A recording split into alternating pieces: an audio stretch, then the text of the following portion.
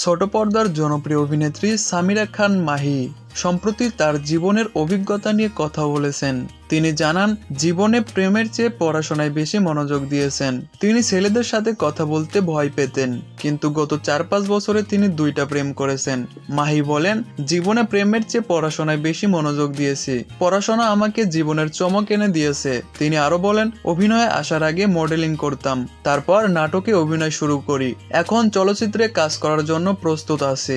বর্তমানে Mahi TVC, OVC এবং photoshoot নিয়ে ব্যস্ত আছেন।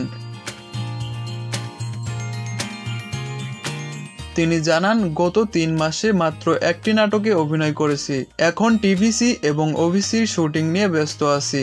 মাহি তার ক্যারিয়ারে মানের দিকে বেশি গুরুত্ব দেন। তিনি বলেন, সংখ্যার চেয়ে মানের দিকে নজর দিতে চাই। কাজ কম করলেও মানসম্মত কাজ করতে চাই। প্রেম ও বিয়ে নিয়ে মাহি বলেন, প্রেম যেমন ছিল তেমনই আছে, তবে বিয়ে নিয়ে আপাতত ভাবছি না।